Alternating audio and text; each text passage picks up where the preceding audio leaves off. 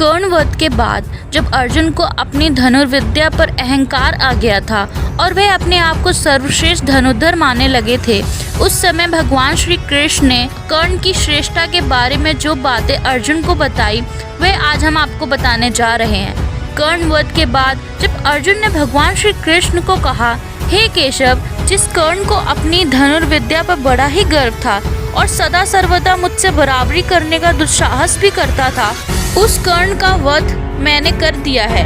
मैंने कर्ण का सारा गर्व, सारा अभिमान और सारा घमंड चूर चूर कर दिया है। अर्जुन आगे बोले, हे केशव, तुम व्यर्थ ही महत्व दे रहे थे कर्ण को, तुम उसकी प्रशंसा व्यर्थ ही कर रहे थे। पहले भी मैंने तो उसे बार बार पराजित किया था।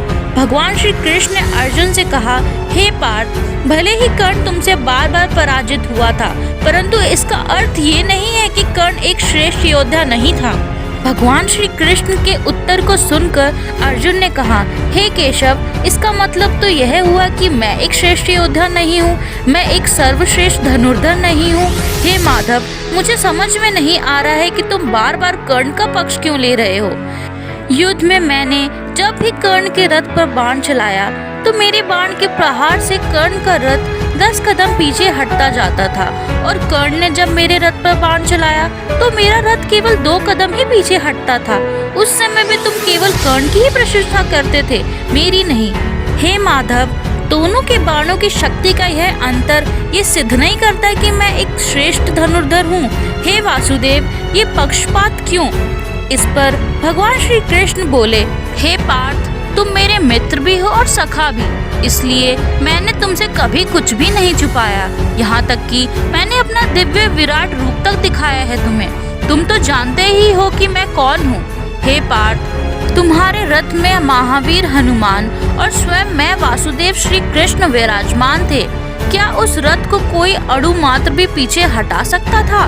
आगे भगवान श्री कृष्ण ने कहा, पार्थ, तुम ही निर्णय लो कि कर्ण जब हर प्रहार से तुम्हारे रथ को 2 कदम पीछे हटा देता था और तुम कर्ण के रथ को 10 कदम पीछे हटा देते थे, तो किसके बाणों में अधिक शक्ति थी?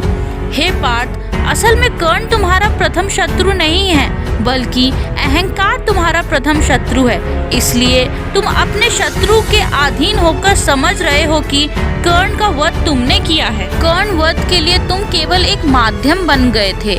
असल में कर्ण का वध तुमने नहीं किया, भार्गव परशुराम जी के श्राप ने किया था। और इससे भी बड़ा सत्य यह है कि ये युद्ध कर्ण ने जानबूझकर हारा है। आगे श्री कृष्ण ने कहा, कर्ण जब सेनापति बना था तब मैं उसके शिविर गया था, उससे यह कहने के लिए कि वह अधर्म का साथ छोड़ दे और धर्म की ओर आ जाए, किंतु कर्ण ने कहा कि हे केशव, मैं जानता हूँ कि दुर्योधन अधर्म के पक्ष पर है, फिर भी दुर्योधन से मित्रता निभाना मेरा प्रथम धर्म है। और उसने कहा कि वह प्राण त्याग देगा किंतु अपने मित्र को धोखा नहीं देगा। कर्ण ने अधर्मी से मित्रता भी निभाई और अपने प्राण देकर धर्म की विजय का पद भी प्रसिद्ध कर लिया। पार्थ, तुमने कर्ण के अंतर मन में झांक कर नहीं देखा। कर्ण की आत्मा एक महान आत्मा थी और लोग कर्ण को दानवीर यूं ही नहीं कहते हैं, जाते जाते भी उसने अपना दान धर्म निभाया, अर्थात अपने धर्म के हित में उसने अपने प्राण त्याग दिए। भगवान श्री कृष्ण के मुख से यह सुनकर अपनी श्रेष्ठता के मद में चूर अर्जुन का अभिमान दूर हो गया और अपना सर्वस्व त्याग कर वे प्रभु के चरणों में नतमस्तक हो गए।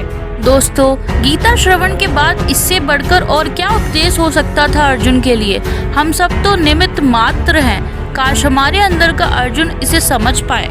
हमें यह मानना चाहिए कि ईश्वर ने हमें यहाँ सिर्फ कुछ समय के लिए ही भेजा है। यह सब ईश्वर का है और अहंकार को मानवता के आगे नहीं आने देना चाहिए। इस ज्ञान का सार यह है कि हमें अहंकार से दूर रहना चाहिए और हर समय केवल अपना ही नहीं सोचना चाहिए। अपना ही सोचना केवल दुख का प्रमुख कारण है।